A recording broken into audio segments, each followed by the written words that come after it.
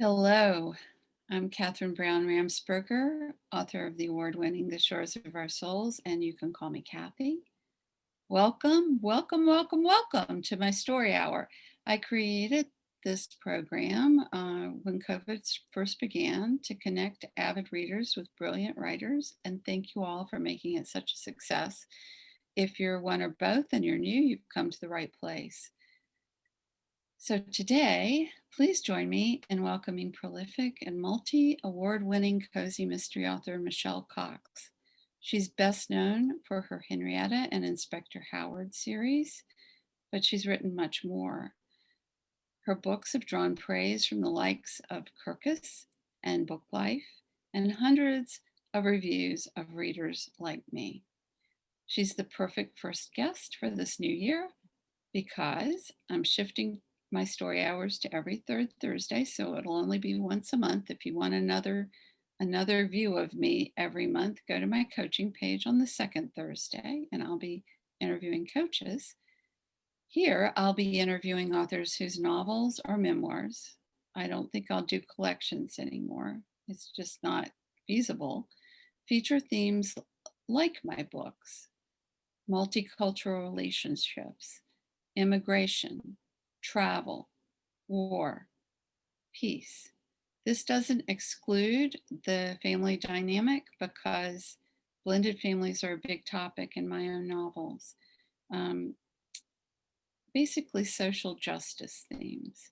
Michelle does all this and more in her novel, all while keeping us on the edge of our seats. And a little tidbit that you might want to know: unbeknownst to most of us, Michelle hoards board games that she doesn't have time to play, and I understand why she doesn't have time to play. And not surprisingly, is addicted to period dramas because this series takes place in the 30s and big band music, as am I. Also, marmalade, and I'm not as addicted to marmalade. So, welcome, Michelle. Thank you so much for having me. That was a great intro. Well, it's so nice to have you here.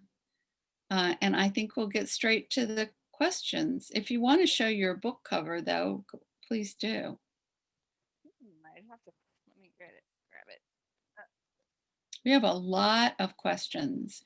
So, and I'm sure the audience will have their own. So it's all in there. yeah, It's a beautiful novel. thank you. So, would you share a little bit of your writing backstory? I know bits and pieces, but not the whole, and I don't expect the whole thing here, but I know I'll learn something new. When did you know you wanted to write cozy mysteries, or did this somehow morph into a cozy mystery career? I toyed with the idea of being a writer in high school, and I wasn't sure if I wanted to pursue that or if I wanted to go into medicine. So when Mhm. I got to college, I picked medicine because I thought it would be easier than being a writer. Turns out it's true. No.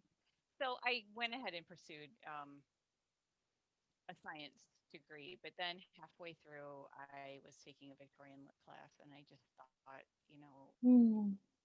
you you need to stop running from this. So I switched, and so I had to do like 4 years of reading in 2 years, but I did it.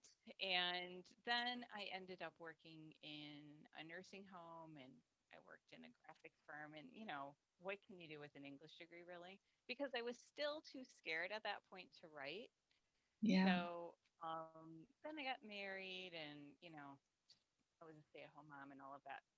And it wasn't until I would say fast forward all the way to like 2013, and my oldest was diagnosed as a sophomore in high school with ADHD, Mm. and then I started doing all this reading, and then I'm like, I think there's something wrong with the second kid too.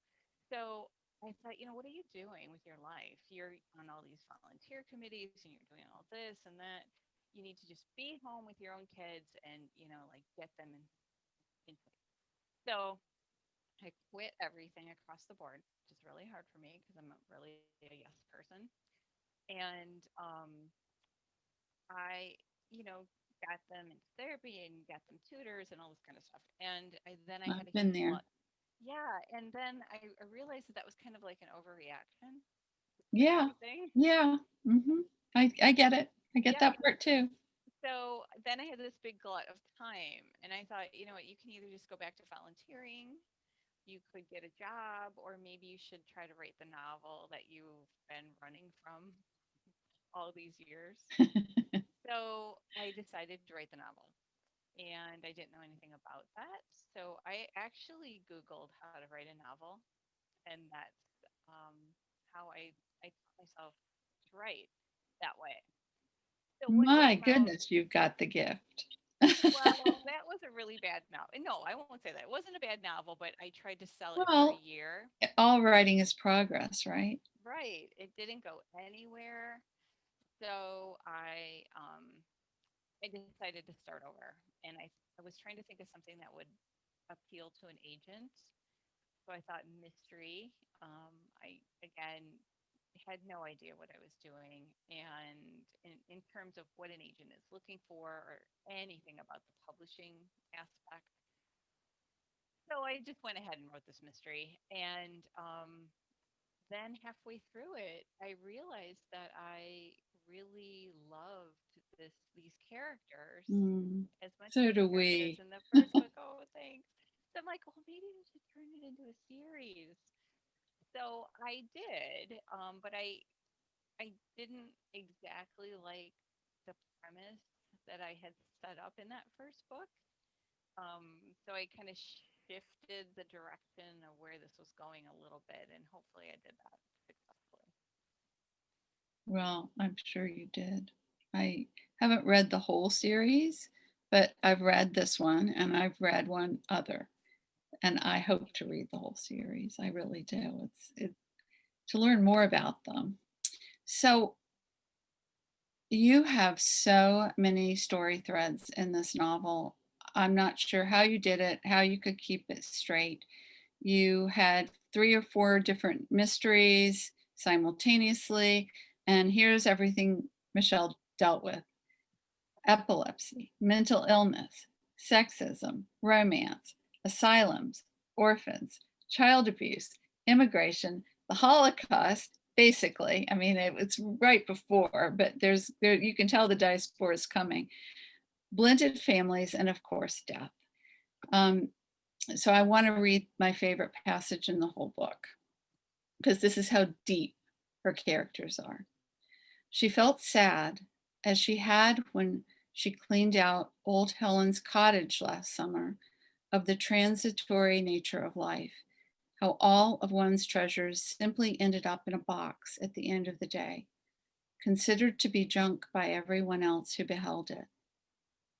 Bravo. All your themes and threads are favorites of mine because I write about the same kinds of things, the same kind of social justice themes. How did you keep all these story threads straight? Well, that's a good question. Yeah, I'm not really sure. I think it was just sort of subconscious, but I do have a pretty detailed outline. So every subplot or main plot is kind of charted out, and then I when I sit down to actually write the novel, then I figure out how I'm going to weave that together. And some of it really just comes to me as I'm writing. It really is inspiration. Um, but it's kind of like what I would imagine being a director of like a period drama would be, where you have this huge cast of characters and you can't have every character and every theme in every episode. So you kind of have to decide who's gonna have a role this time. So I don't know. It's a tricky thing to sort of juggle a lot of balls at once. And this book was my most ambitious because usually I have two storylines running, but this book I decided to try to do three. So Well, you were obviously ready for it because I knew where I was all the time. I teach and I'm always telling my students, I need to feel grounded. I can't be up in the air looking at this and not know who everybody is. You did a great job with that, and you switched points of view and settings very often, and yet I always knew exactly who they were, and you have a large cast of characters. You really do. Thank you. Um, so it's interesting to have Clive's and Gunther's point of view and backstories. Speaking of sexism, for instance, late in the book, we're told why Clive is so watchful of Henrietta and why Gunther is distant to Elsie. And yet, they're both incredibly masculine reasons that most females wouldn't let deter them or bring to a relationship. It's interesting that it's almost a built-in mechanism um, in men, not the book, even today, that they need to protect us from ourselves. I love and rebel against my own spouse's desire to keep me safe. And I've done some crazy things in my life. And so perhaps he has a reason. But do you think this will continue into the 21st century, and why or why not? Wow, that's Just an that's opinion. yeah, that's tough. I think probably not, although I'm only speaking from, one demographic. There's plenty of people who are in real danger for most of their lives. So, just, speaking from this position, I think that, as women, you know, come more and more into an equal playing field, I don't think so.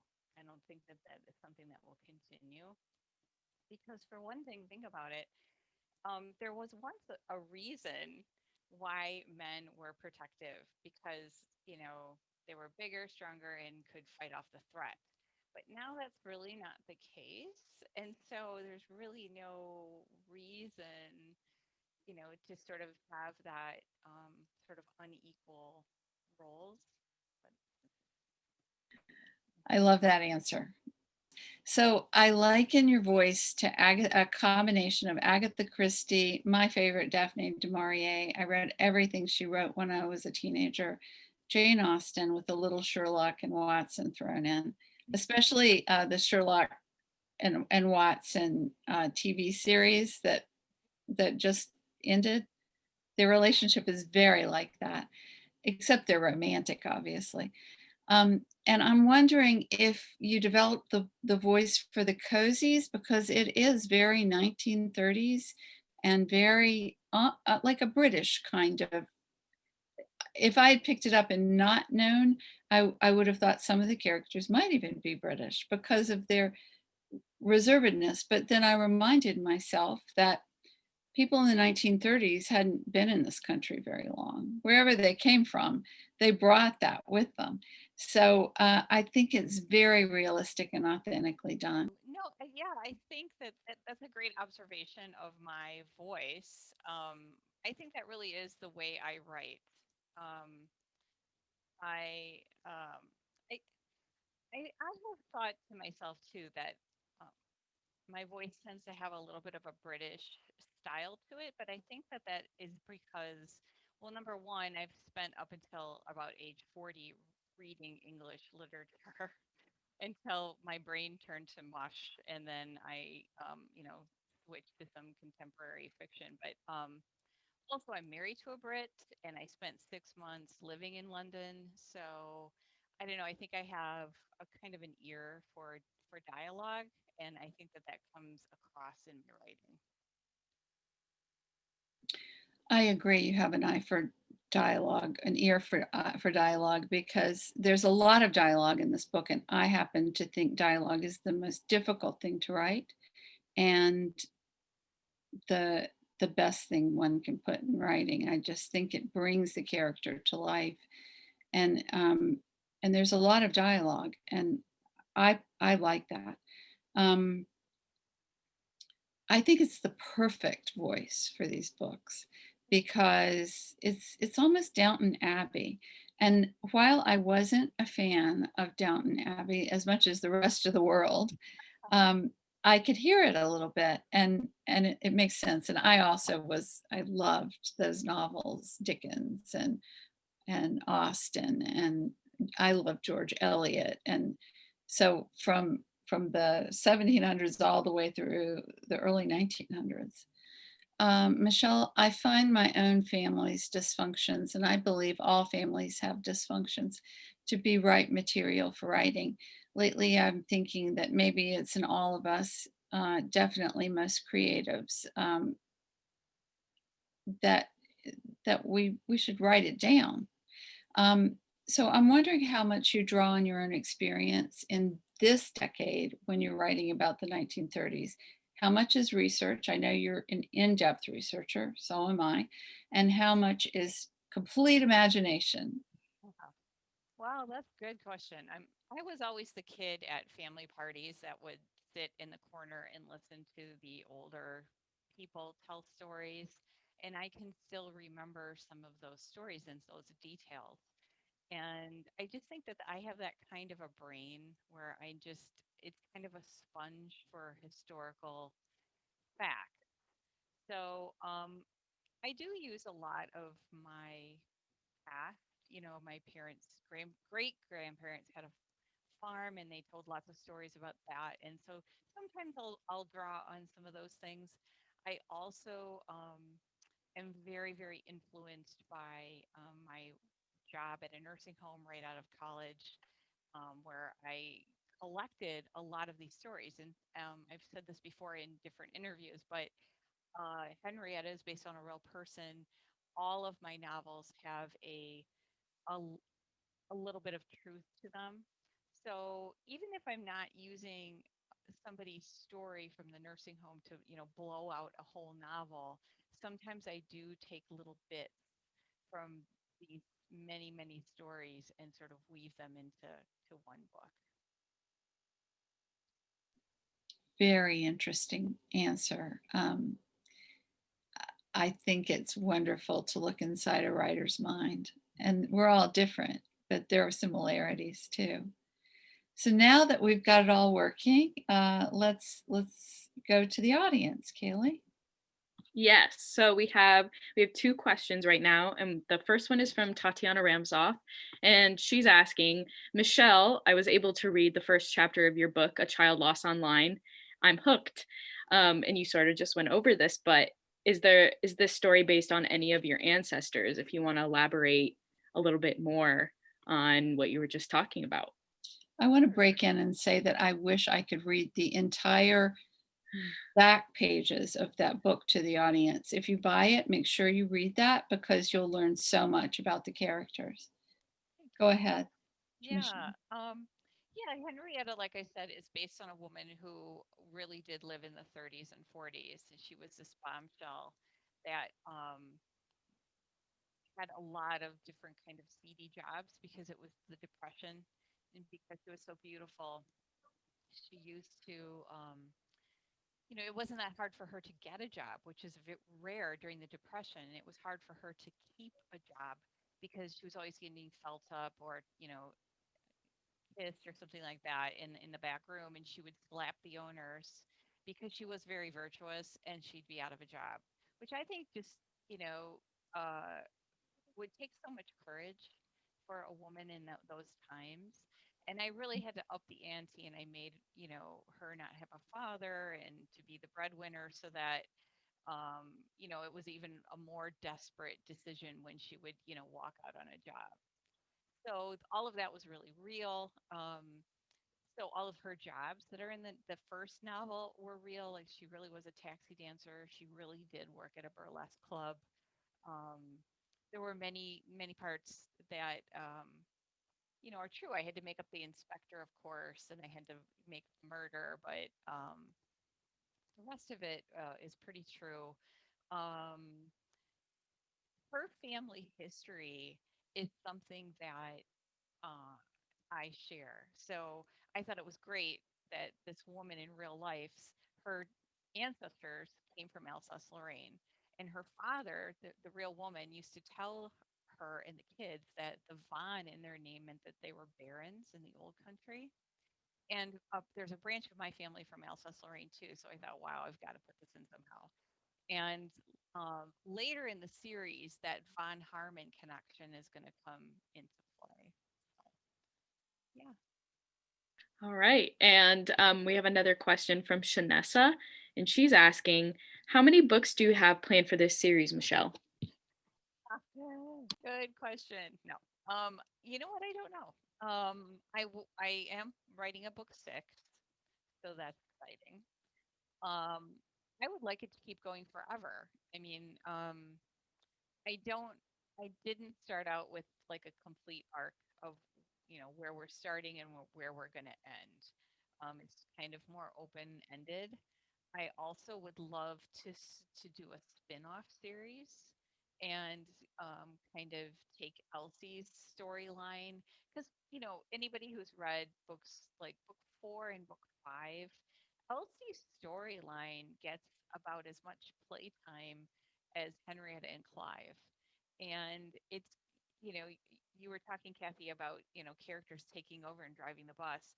Elsie is one of those characters, and she was just supposed to be a bit role, and she kept wanting to have a bigger part in the story, and so she's now gotten to the point where she's featured as much as Henrietta. So I don't know how much longer I can keep that going, so I might have to split them off, but that would be fun too.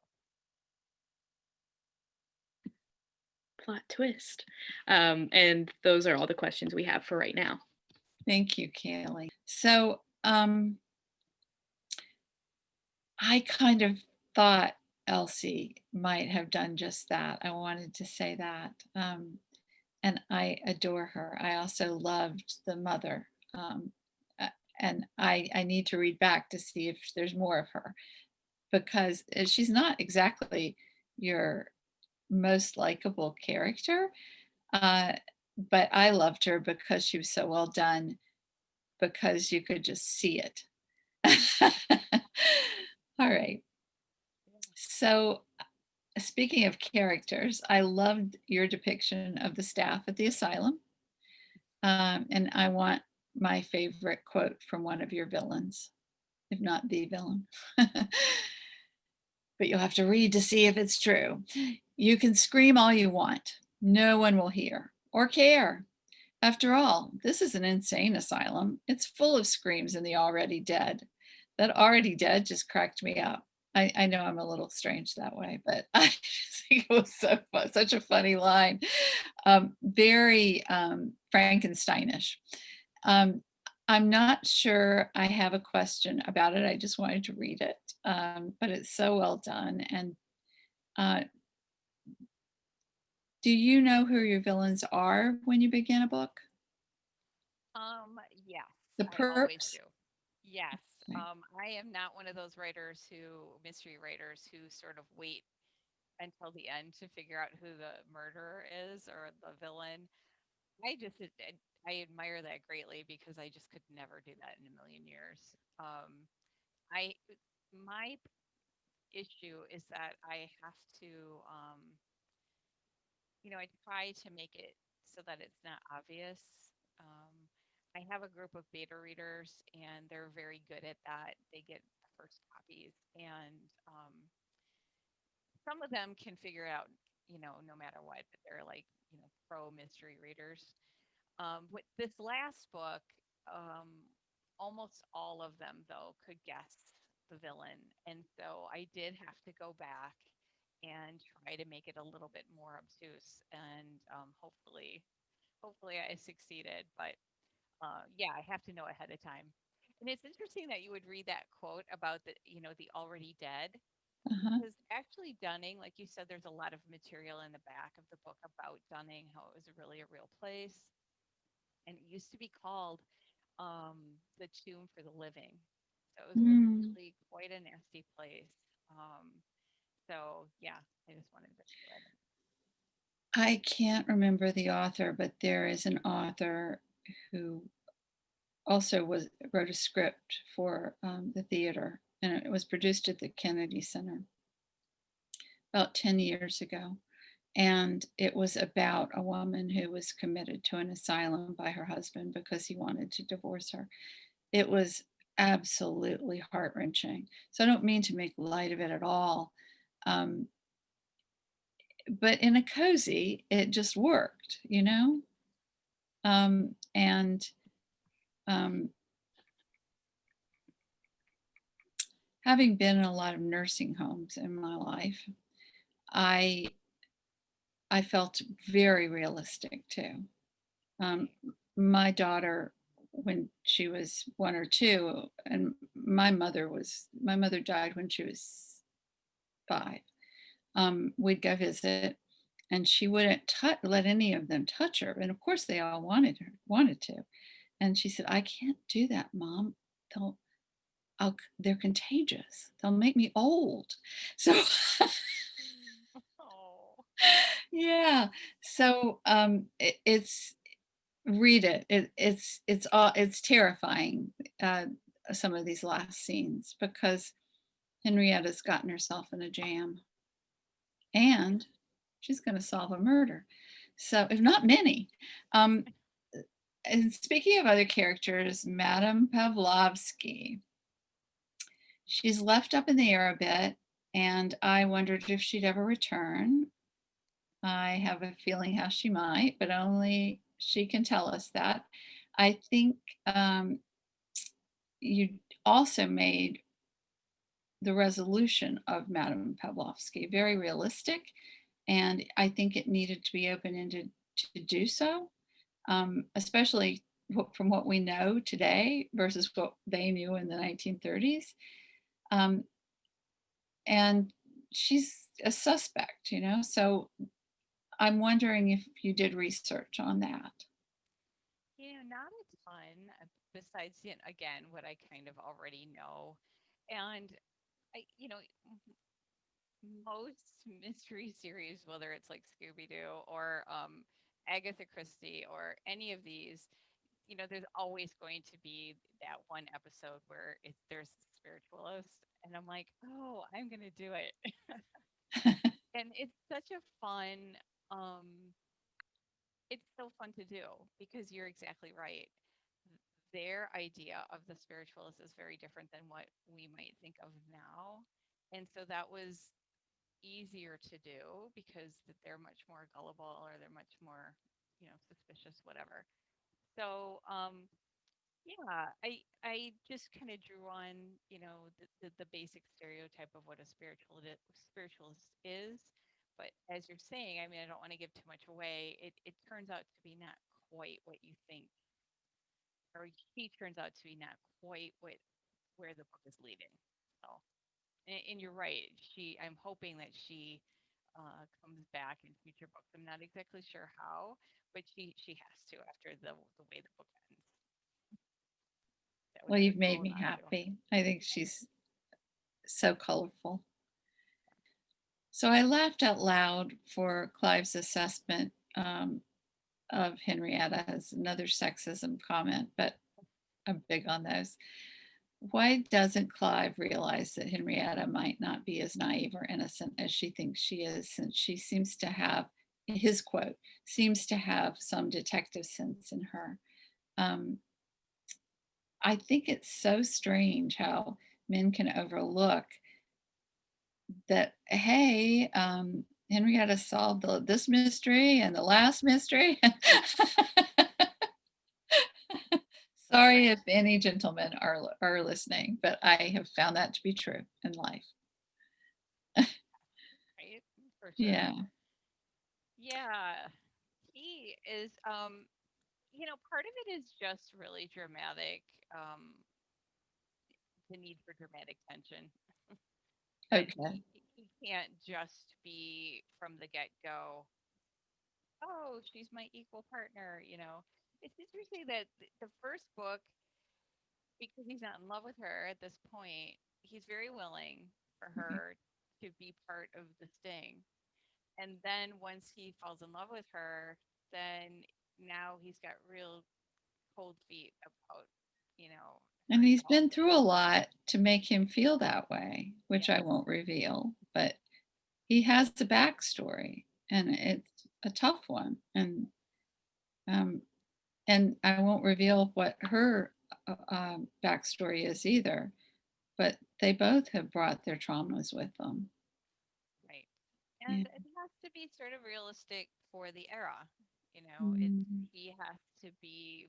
I've tried to make him very true to that mindset, and I think that even allowing her, even considering her to be a partner in his, detective work, I think is a stretch, uh, you know, Yeah, fictional stretch to even go that far. So there has to be a little pushback on his part. Otherwise, I feel like it would be completely unrealistic.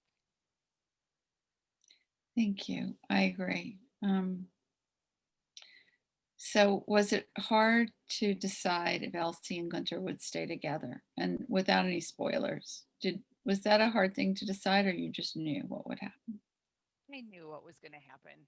They Okay, were kind of written that way for that reason. perfect. Okay. Because I know she's had other stories and other gentlemen. So And she's the least likely, right? She's this very, sort of diminutive character, and yet she seems to have all of these sort of romantic disasters. I've known women like Yeah. that. A lot of them. You could even say I was one. Um, so you talk about, oh, you've already spoken about the back matter. Can you tell us a little more about your blog? Because that sounds fascinating too, and I want to really dig into it. Oh, good. Yeah. The blog is basically, what came out of my working at the nursing home. It was a home called the Bohemian Home for the Aged and Orphans. Mm, So it was a real place. Of course, there weren't orphans there when I was there, but it was my job to interview these people, and I was only supposed to write seriously this much of their life story for the chart. And because we didn't have a lot of oversight, I was writing, no one told me what to do. So I was writing like, I would spend a week or two with these people and write pages and pages and pages, and I would stick all of that in the chart. And the staff loved it. They would, come up to me in the hallway and say, "Oh, we read the latest one. It was great." I'm like, I know, wasn't it sad? So when I was, you know, trying to build this writing career and a platform and all that kind of stuff, the PR company I had hired said, "Well, you need to start a blog." And I didn't ever read blogs. I just didn't care. And I thought, there's no way I'm going to do that. So they kind of let it lay for a while, and then they brought it back up and they said, "You really need a blog."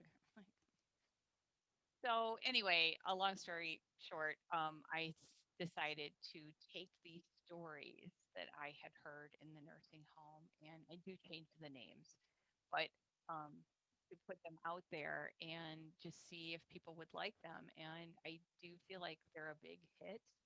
Um, I have people who follow the blog that don't read my books; they just love the blog. So I think that that's kind of neat too. it's wonderful.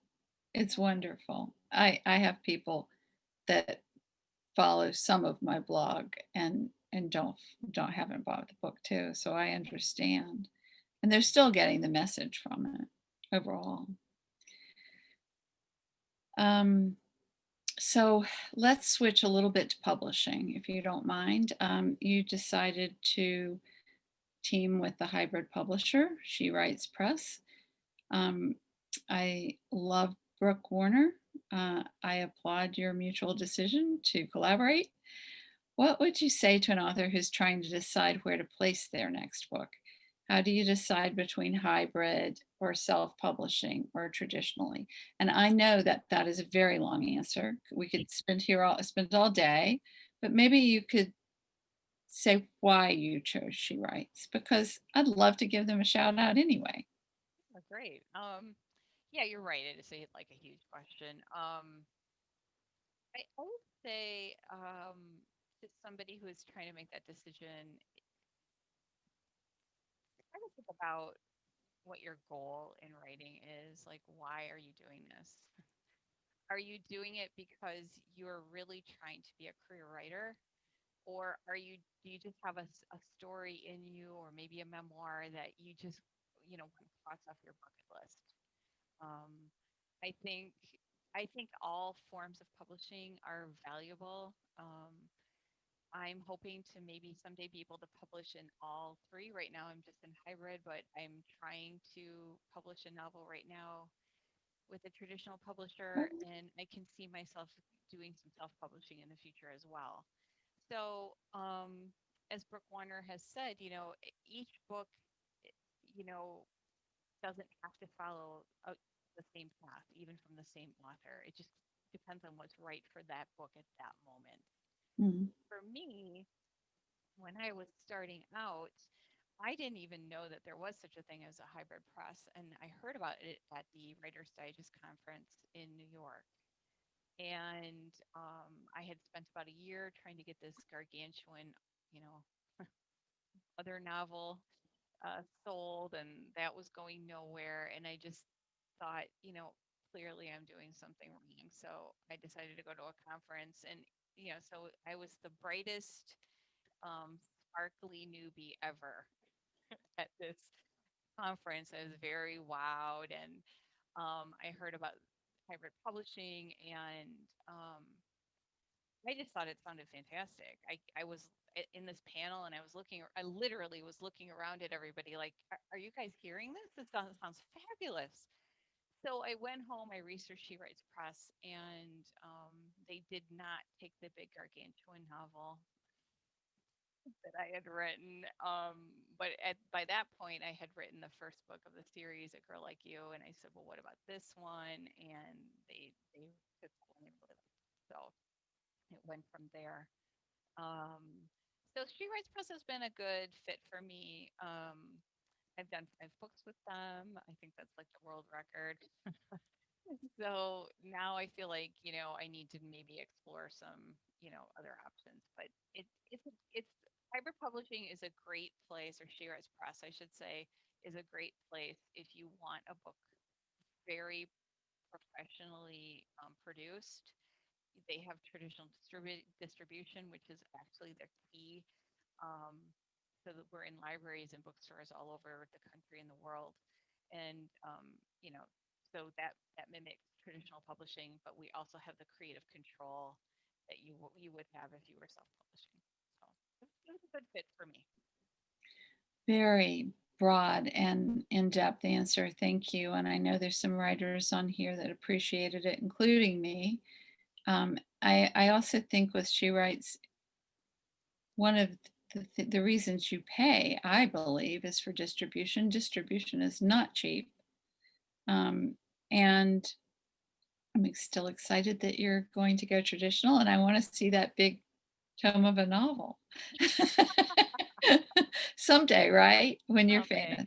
Although, Yeah, the people who have read that first novel, every once in a while will say to me, "Are you ever going to publish that?" And I'm like, "Well, probably not, because I've stolen a lot of characters mm, from there and stuffed them into the series. So I would have to rework it." right. I have one like that. It was the first novel I wrote that my brother always says, "That's your only Southern novel. You have to publish it." And I'm thinking, but I'm not sure I could even find the voice anymore because it's that of a 23-year-old. So, but So I maybe can not. always try. If I'm bored, I'll go try again. Sure. So I'm sure you're asked for this a lot because I am. What's your writing schedule like? Because you're prolific, and that's why you publish so many books, as well as your gift. I think you must put butt in chair a lot. And what was it like? What was your schedule like, and did it change? I'm sure that you're making earnings from this series now. But there's a time in every author's life where you don't get much money. And while that's not why we write people, we don't write for the money, it does allow us not to do 5 other jobs. So I'm just wondering how you fit it in before and how you fit it in now. Um, Well, good question. I'm basically a very disciplined person. So, I take a long time to decide if I want to do something. And then once I decide that I'm going to do it, then I do it. So I just committed to sitting.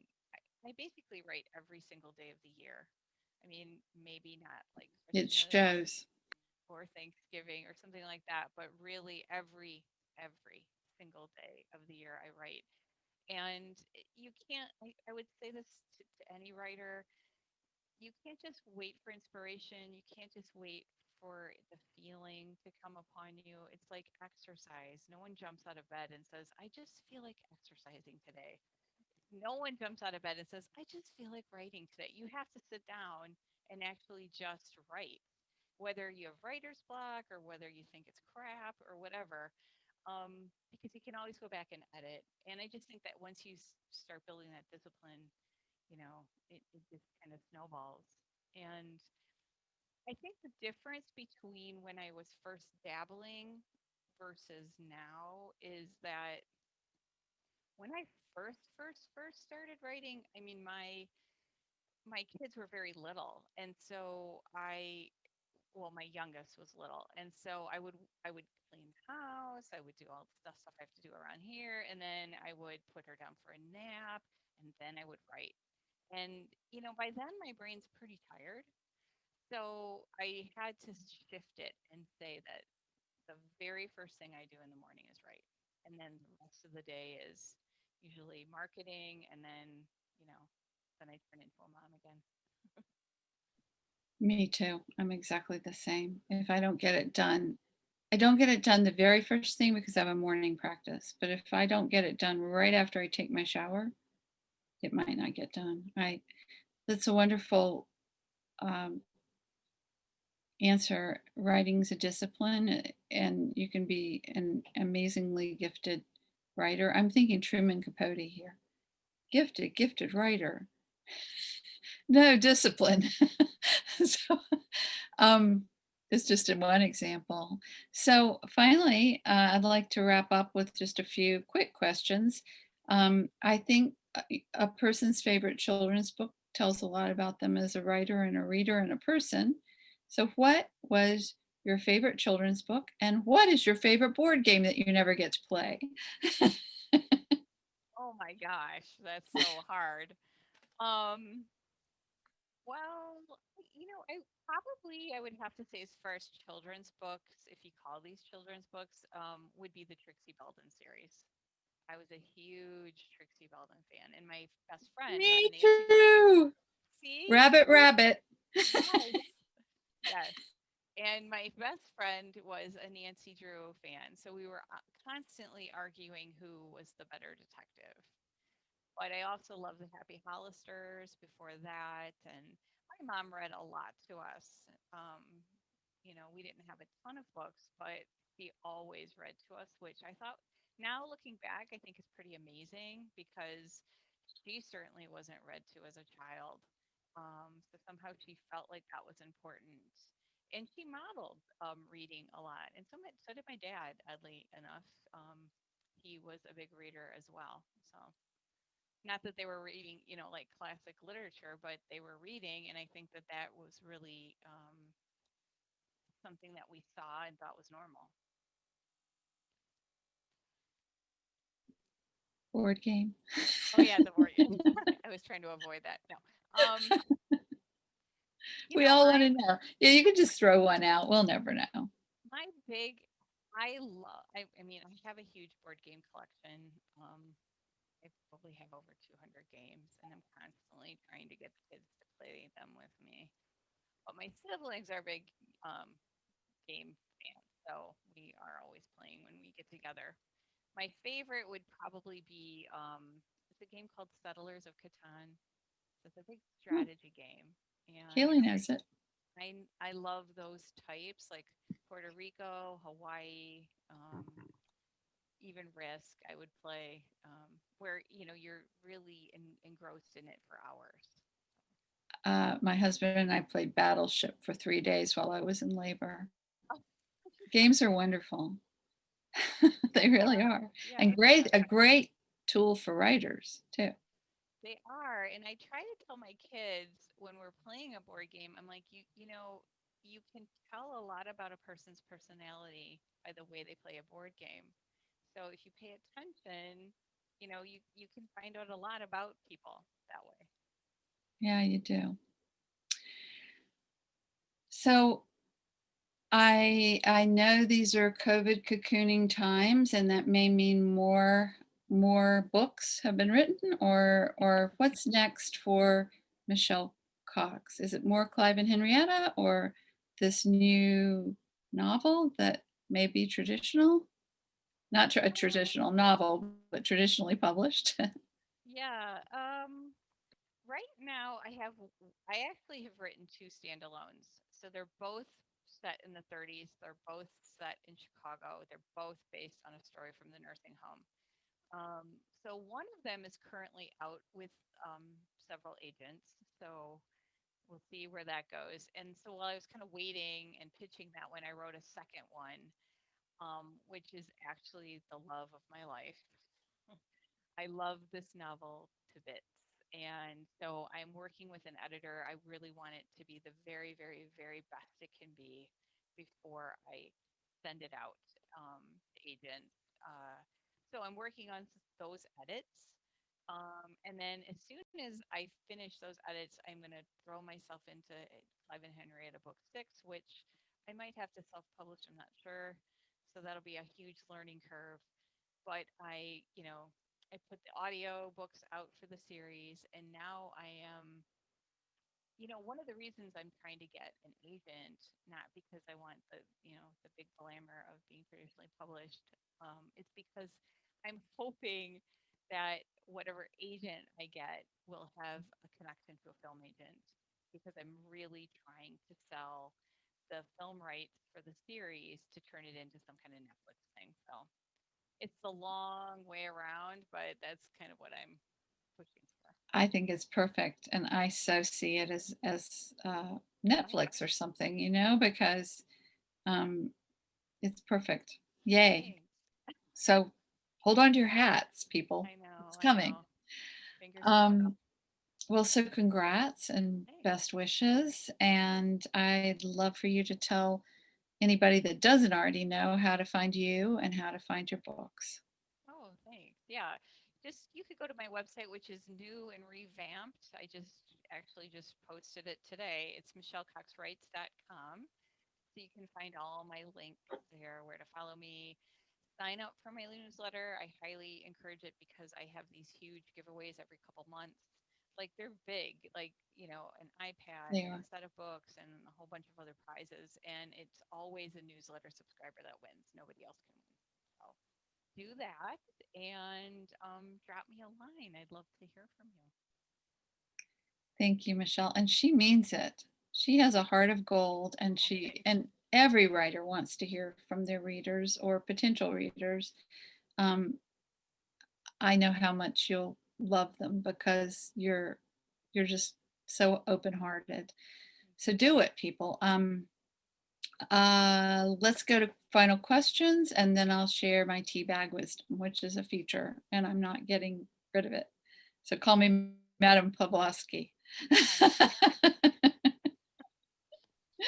Can't wait. All right. So we have one question from Noelle Puglisi, and she's asking, is it easier to write with many characters in the novels or fewer characters, and why? That's a great question. I guess kind of depends on your genre. If and if it's just a one-off novel or not. I would say if it's just, let's just pretend it's a one novel, it's not a series.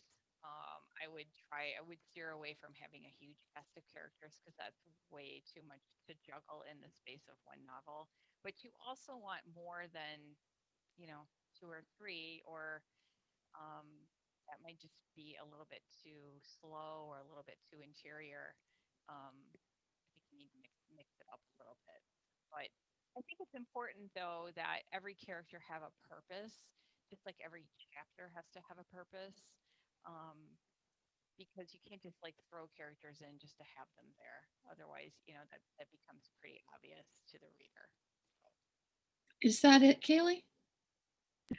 Yes, but I actually just have one quick question.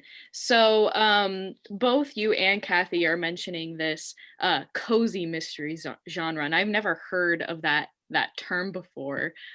Because when I think of mysteries, I don't necessarily think of cozy, but then some things like I think of Clue or something, the murder mystery game, and I do think that's kind of cozy, which I think is an interesting um comparison or way to look at mystery. You just wouldn't associate the two together. So I'm wondering, can you kind of just describe what a cozy mystery is and what makes it cozy?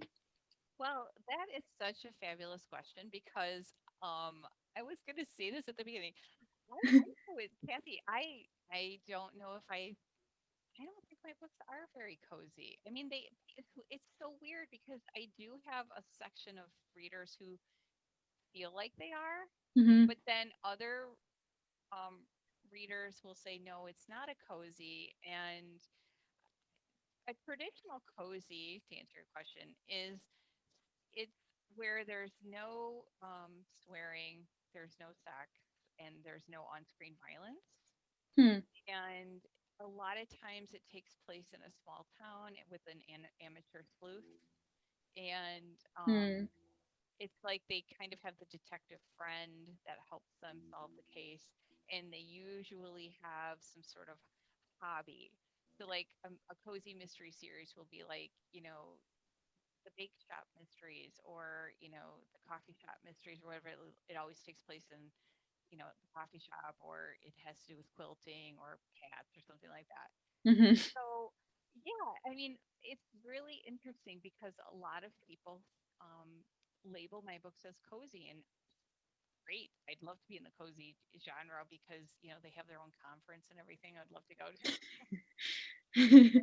I'm not sure if mine really fit because I do have some kind of, sexy scenes. So I don't know. What do you think, Kathy? You do, and thank you. Um, I I call it cozy. Well, I want to preface this. It might be a longish answer, but we've got a few minutes. We've got 2 minutes. Um, I don't believe in labels of genres at all. So it bothers me even to call it a mystery because it's so much more. Same. However, the reason I did call it a cozy was so that people would know it wasn't full of blood and gore. Um, Oh, now, Anne Rice doesn't write mysteries at all, but she's not cozy. so it's a very it also has an uplifting ending, and some regular mysteries don't. And if I liken it to TV series, I would say Sherlock and Watson versus it's not called Sherlock and Watson, that's just what I called the series. Um, versus something like, it's hard to talk about a TV show, but think about a Bruce Willis movie where there's a mystery. So it's not Bruce Willis. it's It not a is, thriller. No. yeah. And it also does the blood and gore doesn't necessarily not happen on screen, but it's tasteful. You don't need to put the book down and walk away. Mm-hmm. And that's not what you want a reader to do anyway. True. So that's why I labeled it that. Well, But I certainly hear you, and I I certainly don't want to typecast it either because mine's been typecast a romance, and it bothers me. So I don't think I'm going to say what anything is anymore. Everybody's just going to have to find out. it's a So good. here is my teabag wisdom. It's usually about the author of the book. This one was a mystery to me. I mean, I can kind of figure out how it applies to you in your books, Michelle, but I don't know you as well as I do some of the other authors yet. And it's in every moment of life, you should be what you ought to be. And I Mm, am assuming that it is saying that about your authenticity in writing and your authenticity in characters and the the deep historical reference, but it's also you are who you are, and you can tell the minute you meet you. thank you. That's So awesome. I love that. I love the teabag wisdom. maybe it's trying to tell me to keep going as a writer, because I've this whole past year Well, good, I've been because sort we of, all want that. what am I doing? Why am I doing this? So, That just means you're a writer. thank Ask you. anybody that knows me. I ask that about once a week, So don't take it seriously. and have my entire life. Um, so you know where to find Michelle now. And I thank you so much for your time. And um, thanks so much for being here today, both you, Michelle, and the audience. As I said, we'll be broadcasting live every third Thursday, sorry, correction. You can find recordings under videos on the left of your page and also on my YouTube channel. I'm looking for great books, just like Michelle's, to feature. Your recommendations are more than welcome, so please share on this page or message me. And again, themes of multicultural relationships, blended families, immigration, migration, social justice, and unconditional love during times of war, and how they bring peace to the microcosm and the macrocosm. And that's a whole host of books today. We're so lucky. And I want you to know next month I'll be chatting with N.K. Holt, author of Missing Peace, and it's a play on words, Peace. You'll have to show who is behind that pseudonym, because it is indeed a pseudonym. I'm not going to tell you, but she has graciously accepted an interview. Um, and like I said, you can find out more about me and my work at shoresofourSouls.com. And you can find Michelle at michellecoxauthor.com. She's also in many book retailers. Are you on bookshop.org? Hmm. Yeah, yeah. So including the Big A and bookshop.org and probably Barnes and Noble And your and library. your library. Yes. Thank God for libraries. Yeah. So thank you, Michelle. Thank you, Kaylee. This is Kathy Ramsperger from shoresofourSouls.com, bidding you a good weekend with a great book to read. Bye. Thanks, Kathy. Thank you, Kaylee. Thank you, Bye, Michelle. everybody. I will be in touch shortly.